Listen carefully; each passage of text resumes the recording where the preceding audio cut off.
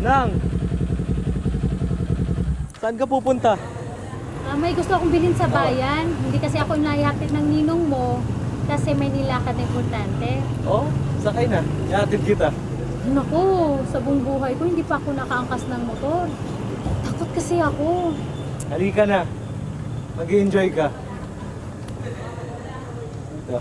Halika na! Yan. Awa ka maayos dito ah. Wag mo. Ayan, dyan. Ganyan mo lang.